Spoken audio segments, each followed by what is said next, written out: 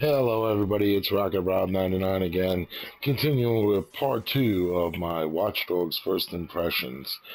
Well, I've played it some more since my last review, and I think I've learned, a lot more about the game, and I found some things I think that will help you all enjoy the game a little bit more. Let's start off with the gadgets. Your gadgets are accessed through the gadget wheel, which is by hitting L1 and then, of course, the analog stick. As you move around the gadget wheel, you can adjust which weapons you use, and alternate between the different weapons classes.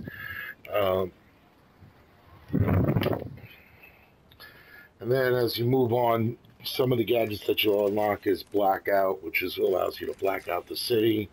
Uh, and then you have grenades and the ability to jam comms, which is your other gadgets, which is what I'm on there now, showing that you can use that gadget. Now, when you select the gadget from the wheel, you also sometimes have to craft it.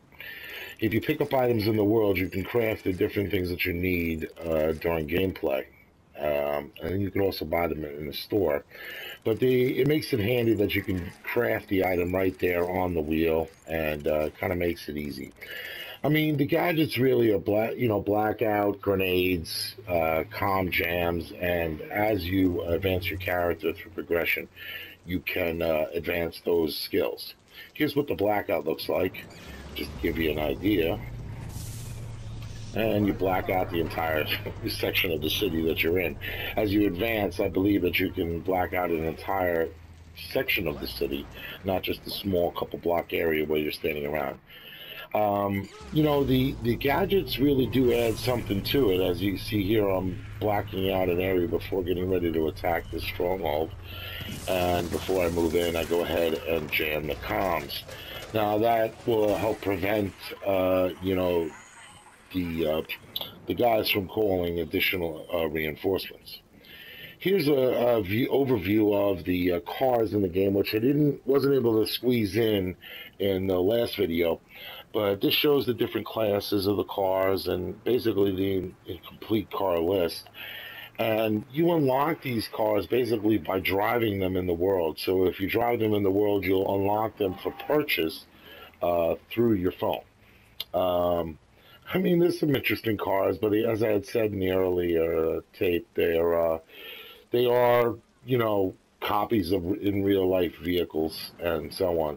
I thought there was more motorcycles. I guess I was misinterpreting what I had seen on the screen the first day I did this, but I did find more cars that were under the muscle category. Now, each one of these cars will help you in the game depending on what type of thing you're doing in the game. Whether you need a heavy vehicle to, take down a wall or crash into a compound or something, or get from one place to another quickly. So that's pretty much the entire car list uh, for you, including all the trucks, and the budget cars are pretty fun to drive. And believe it or not, they're not that bad, and you get those for free. You don't have to purchase them. As soon as you drive them, you have access to them. Shooting the guns in the game is pretty cool. The guns are responsive. I find that, they all seem pretty accurate. I mean, the assault rifles have heavy recoil. The machine pistol is, shoots and burst fire. I mean, you can see the bullets flying out. That's pretty cool. This is an automatic pistol. It's actually pretty badass. It sounds, pretty badass too. I haven't had a chance to use it. Shotguns are what you would expect. They have a pretty good range. I mean, you can hit somebody and kill them from a good 30, 40 meters at least. At least that's what I've seen during gameplay. The guns are pretty diversified. You can buy them here in the gun shop. And, what I did in this section here is I laid out all the different guns that are in the game, based on the classes on the list. As you can see, the menus are pretty easy to use. Everything's categorized. There is a whole bunch of assault rifles. I haven't unlocked a lot of them yet or purchased them. I'm trying to build up my bank right now to do that. There are grenade launchers in the game. I haven't, purchased them yet, so I couldn't show it to you. Um, but the pistols and so on are pretty good. I gotta say, I enjoy using the pistols, and it's a first for me. I generally like assault rifles and SMGs. Um, the shotguns, as I said earlier, they're pretty good. I mean, that first shotgun there is an automatic shotgun, and I've seen it shot at me. I haven't shot it myself, but I've seen somebody else shooting it at me. The sniper rifles are cool, but you have the ability in one of your perks to slow down time, where you can focus on a particular target, and it really helps in sniping. And sniping is pretty decent in this, and this is coming from somebody who's really not a sniper, especially with the focus perk that you can unlock from your skills tree. Um, you also can purchase ammo at the gun shop for all your different weapons, as well as pick them up in the environment. This next thing is a mini game called Acid Trip, which I thought was pretty fun, and I wanted to just show you guys what it's about. The first one here is Spider, and basically you go on this psychotic trip for the main game, and you spawn into this mechanical spider tank thingamajig. I don't know what else to call it. And basically, all you do is just run around the world and shoot shit up. I mean, that's really the entire thing. You get to blow up cars, buildings. The more damage and mayhem you can cause, the more points you make. Um, I thought it was a pretty fun activity. I mean, some people might relate it to some things that you may have seen in in Grand Theft Auto. But I didn't think so. I thought it was innovative. It was kind of fun. You can hop around with the spider and jump from building to building, actually, as you progress through the levels. That's one of the missions that you have to do. Now, when the cops shoot at you, yeah, they do cause damage. But again, I mean, this was a lot of fun. I thought that the ability to change views like that and seeing the bullet strike the car and causing the damage was a lot of fun.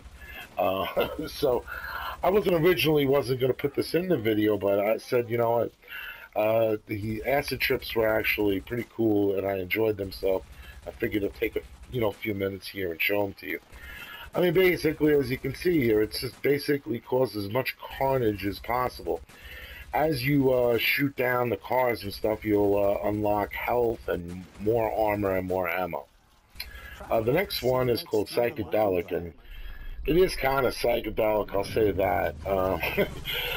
Flower power comes to mind. Basically, you're like a projectile, and you have to hit the flower in such a way to allow you to fly onto the next flower. If you miss it, you crash and burn. And I mean, it looks easy. I'm making it look easy, but it really is pretty hard. And it had taken me a bunch of tries just to even get as far as I get in this video. Uh, but it is a skill thing. It takes a lot more skill than you would think to be any good at it. Uh, the next one was probably my favorite. This is called Madness. This is sort of like a Mad Max thing. You run around, and these are guys with the flaming heads or souls, and you have to collect the souls by, of course, running them over. The redhead, the guys with flames coming out of their head, orange flames, are worth some points. The ones with blue flames are worth more points. And then there's ones with white heads, which are like kind of white flames. They're worth even more points. Your points acquire as you go through the game, and you can unlock different abilities for your car, which allow you to take out more and more souls. Basically, these are supposedly supposed to be demons running around the map. It's kind of interesting. I thought it was a lot of fun. The next one is Alone. I'm not even going to show video of it because I hated it so bad. It's just you against like these automated creatures that find you. As we move now into the online section, let's talk about the online contracts. There's a lot to do in the online segment of Watch Dogs. In addition to contracts to unlock weapons and additional perks. I mean, you can actually play online against other people, including your friends. Online is ranked by your notoriety. That's your XP. Each level of the notoriety unlocks more abilities. As you can see, I'm pretty low. As we move into the map section, the online contracts, you have online decryption, which is basically a three-player, well, you're in a squad. It's basically capture the flag, I think is the easiest way to describe it. And then we have, and as you play it, it plays very much like capture the flag. Then there's online hacking. Online hacking is just simply you going into a player's map and invading their space. Now, what you have to do is you have to find the other online player, that could be anybody else, at random, find them, hack their phone, install a backdoor. You have to do that without allowing them to find you with their little cell phone. The next section is online race. This is just really what it says it is. I mean, you're racing online against other players. Dirty tactics aside, you can use the barricades in the environment to crash your teammates, your opponents, and win the race. This next one, mobile challenge, is basically a point A to point B race. It's you drive and try and reach the next checkpoint, and while you're doing that, other people online are using the environment to try and stop you. It's pretty simple. Online tailing is just what it seems like. You're tailing another subject, another player online, and you need to stay and hack his phone and then stay within a relatively close distance of him until the timer runs out. And then, of course, they have the free roam section, which allows you to join up with 8 of your friends and use the environment and pretty much have a good time. There's a lot to do with that, but it's a typical open world free player mode, just as you would have seen in Grand Theft Auto. Generally, I found the online to be, pretty responsive. I'm not seeing any lag whatsoever. It really works well. I would say my favorite is probably I don't know. I would say decryption. Decryption is pretty good. Game mode. It's small sections of the map. You're working with teammates.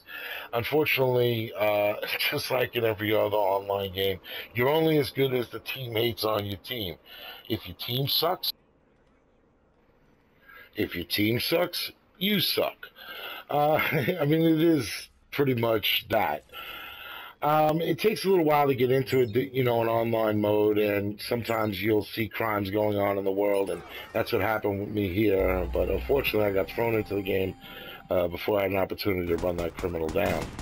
I mean, decryption is fun. I really can't wait to play it with TLN members, and I think, it'll really be a lot of fun. The online really adds a lot of aspects to what's already a great game. I mean, at the end of the day, I think what impresses me is that Ubisoft delivered on what they promised. Watch Dogs is every bit of the game that they said it was going to be. It works well. I haven't seen any lags, although I've seen some bugs. The bugs are visual and not in gameplay by nature. I think that they really have come, to a certain level of this game that I just hope they support it well with plenty of DLCs and a lot of things to do. What I guess the thing that I think the most that really compels me about the game is it looks fabulous. I mean, the environments look awesome. Everything seems to work well. It really immerses you into the game because the environment is such an important aspect of everything you do in the game, from hacking to driving around the world to everything that you do. Well, I really enjoyed doing this first impressions video of Watch Dogs. If you guys like it, make sure you hit the like button on YouTube and come check us out on our website, talonstrikeforce.net. For TLM, this is RocketRob99. Have a great day.